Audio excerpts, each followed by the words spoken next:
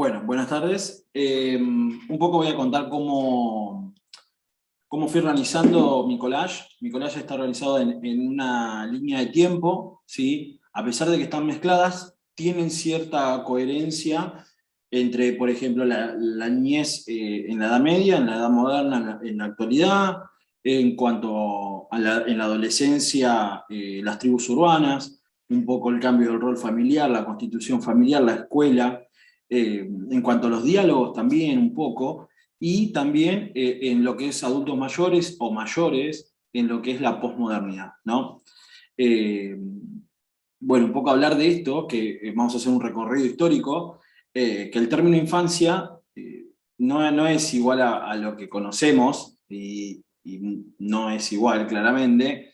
Eh, es algo que surge hace 300 años más o menos, y antes apenas se distinguía a un adulto de un niño, en que el niño era considerado como un pequeño adulto en potencia para algo, o sea, para su comunidad, por ejemplo.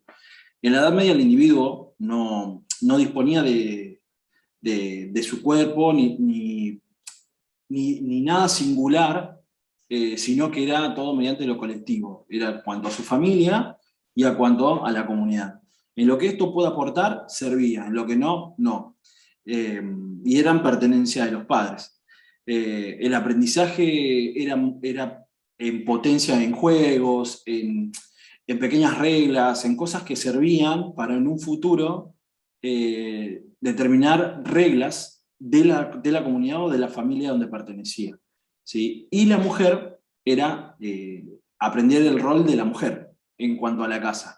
Esto, bueno, a medida que fue pasando el tiempo, fueron aplicándolo en los trabajos, ¿no? En su trabajo en el campo, por ejemplo, y en el rol de la mujer, en lo que es la mujer. Luego pasamos a la modernidad, donde aquí sí hubo muchos cambios sociales y económicos y aparecieron nuevas concepciones, indudablemente.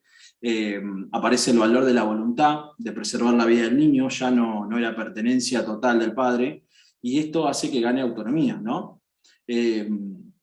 En segundo lugar, muchas mujeres hacían, o las que podían, porque no todas, hacían que críen sus hijos o daban sus hijos para que críen otras mujeres, para que ellas puedan tener tiempo, ¿sí? Para sus quehaceres, para lo que ellas querían hacer, básicamente.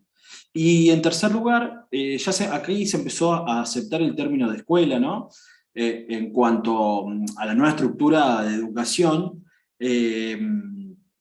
nada, acá hay una gran diferencia entre los adultos y los niños, porque los niños iban a la escuela, pero siempre pensando en qué me servía para poder ser útil para la comunidad, por ejemplo, o para la sociedad. Y en la actualidad, con la globalización que hay y los paradigmas, se define principalmente a la niñez por la obediencia de ellos, ¿no? Y la práctica de la autoridad por parte de quien esté a cargo, ¿no? De los mayores. Ahora, nosotros en las clases, con Diego, nos preguntábamos qué quedaba, ¿no? De esa infancia que nosotros algún momento conocimos, o en algún momento se dio a conocer. Y bueno, a ver, de esa infancia que conocimos no se conserva mucho, y a ver, acá hacer una diferencia entre la infancia como una categoría y la niñez como el desarrollo, ¿no? De eso. Eh, Hay un riesgo muy grande, ¿sí? Y hay una preocupación de los padres muy grande por el rendimiento estandarizado o el rendimiento, el rendimiento normal del niño, ¿no? Y por ende, el que no rinde con eso tiene una patología, ¿sí? Que el chico que no puede mantenerse quieto es hiperactivo. Esto es un gran problema para la sociedad, es un gran problema porque a medida que van surgiendo diferentes trastornos, como le llaman, se va complejizando mucho más esto. Y los padres, hay una preocupación muy grande en cuanto a la infancia, porque no está ese periodo de creación, por decirlo de alguna manera, o esa etapa de creación, y en esto, y los padres tienen preocupación porque es muy estandarizado, muy homogéneo todo. Y esto hace que las relaciones con la familia y frente también a los conocimientos de la escuela, dejaron de ser el centro de transmisión también, ¿no? El conocimiento, para ser lugares solamente de procesamiento de esa información. Por ahí el conocimiento lo traen de otros lados, pero sí en la escuela está eso de el procesamiento. Imagínense que en esta locura y en esta vorágine viven los niños y se suman a la constitución familiar, ¿no? Eh, Esto gracias al incremento de la gran desocupación laboral que hay, ¿sí? Las familias y las constituciones fueron cambiando muy grande, en cuanto a, por ejemplo, hace muchos años no se pensaba que la jefa de familia podría ser una mujer, sino que la mujer era ama de casa. Y hoy en día hay muchos varones o hombres que ya no son jefes de familia, pero sí constituidos como familia. ¿Por qué? Por la diserción laboral o porque no tienen trabajo. Y en cuanto a la mujer, tuvo que ponerse la casa al hombro y salir a trabajar. Esto fue evolucionando y son nuevas formas de la constitución familiar, ¿no? Otra de las formas puede ser las diferentes formas de ser madre en cuanto a los tiempos, puede ser una fertilización asistida, un congelamiento de óvulos para ser madre mucho más adelante.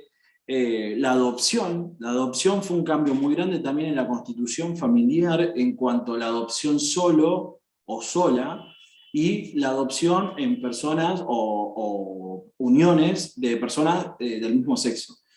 Estos parámetros de familia fueron cambiando, fueron desde el hombre, mujer y el hombre salía a trabajar, hasta este paradigma de ahora que es súper interesante de explicar y de ver, porque el chico también va viendo, el niño va viendo todo eso y hay un cambio muy profundo.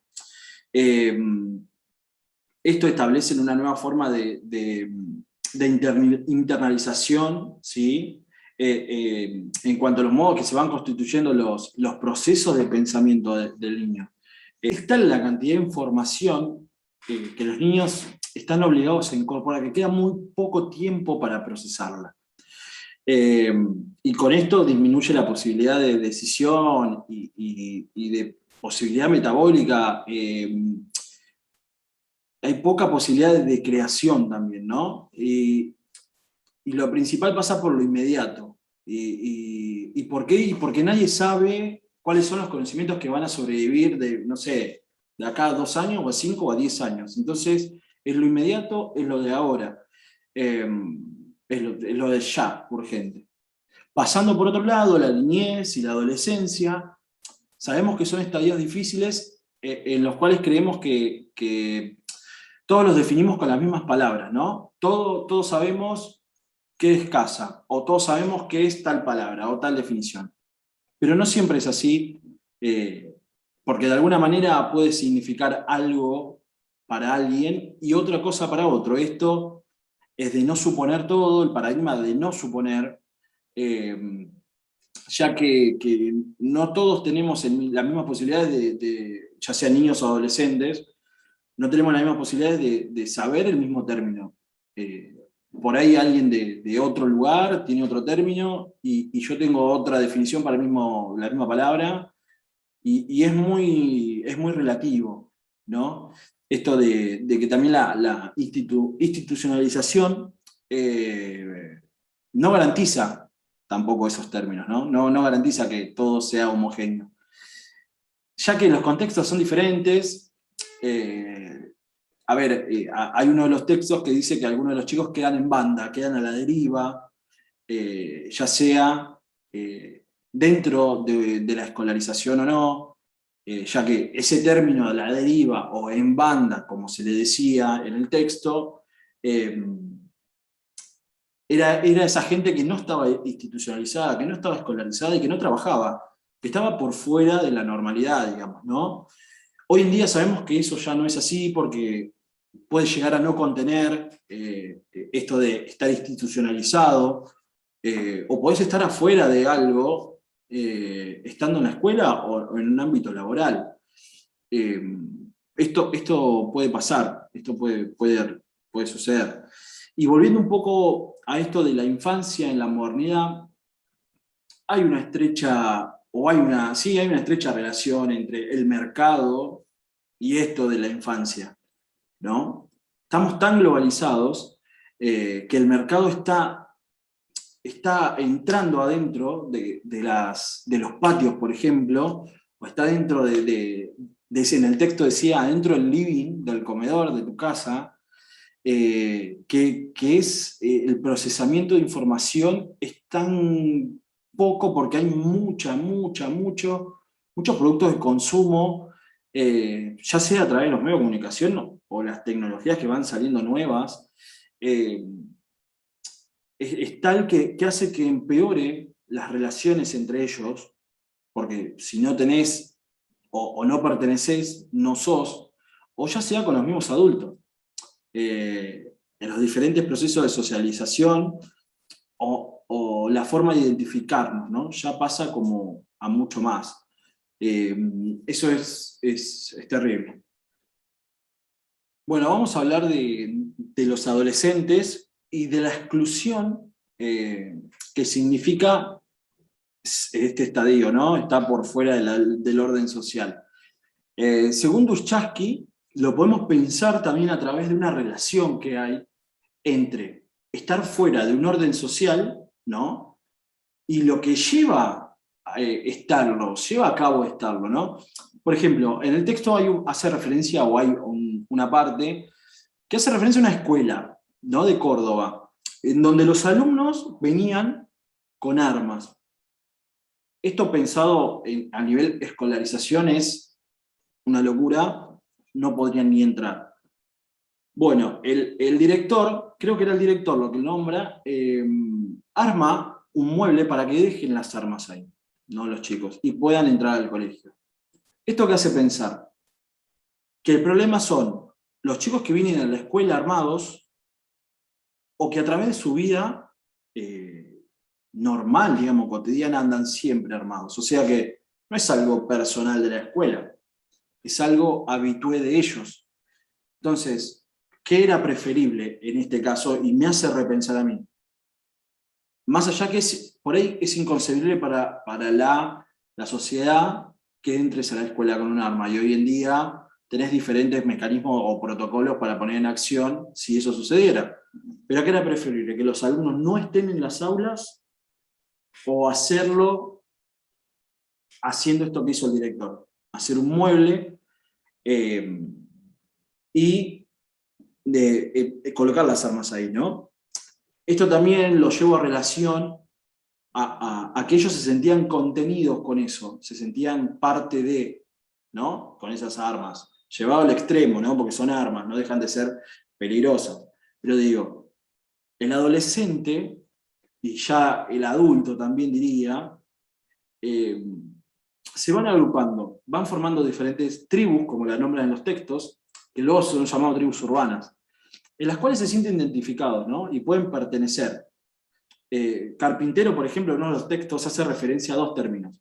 La cultura como espacio de soporte, ¿no? La cual dice que hay una actualidad, y todo está ligado a los lazos de la competencia, de todos contra todos, de la violencia, de que no hay reparo en cuanto a pensar en el otro, y luego habla de lo que decimos esto de las tribus urbanas, pensando, por ejemplo, en los hippies, hace los años 80, y los floggers, que estaban hace 10 años atrás, 7 años atrás. Lo cual, esto hace, estos chicos, adolescentes, necesitan agruparse por cierto lado. Esto es propio del adolescente, agruparse, ya que encuentran lugares de identificación entre ellos. Y esto les permite apoyarse o sostener diferentes angustias o ansiedades que indudablemente ellos tienen, ¿no? Esto lo relaciono también con otra parte, con esto de que hablábamos antes, de que los adultos mayores ya están retrasando esto del orden social, esto de lo correctamente hecho o no hecho. Esto gracias a las nuevas tecnologías que fueron avanzando, los avances tecnológicos, fueron haciendo tomar otras decisiones en la vida que antes eran impensadas, como por ejemplo, no sé, retrasar cuándo querés ser mamá o cuándo no, y que a pesar de que hay un reloj biológico en cuanto a la mujer, ya que no sea determinante, por ejemplo, pensar esto del término que habla Margulis en cuanto a la moratoria social, que hace alusión al retraso, esto que estaba diciendo, al retraso de ciertos parámetros en los cuales socialmente está bien visto. Casarse, tener hijos, a una determinada edad, a esta edad, a los 35 tenés que casarte, o a los 30 tenés que tener un hijo. Y hoy en día eso se está alargando y notoriamente, no hay un parámetro ya estipulado, se está rompiendo bastante con eso. Bueno, y un poco para ir cerrando, decir con esto último que en la posmodernidad se implica un nuevo régimen de goce, ¿no? Donde ya toma relevancia el objeto, ¿sí? Que está encarnado en el cuerpo y ya no el otro, ya no la otra edad, digamos. Ya con esto ir cerrando y bueno, perdón que sea extenso, no podía hacerlo menos. Y muchas gracias.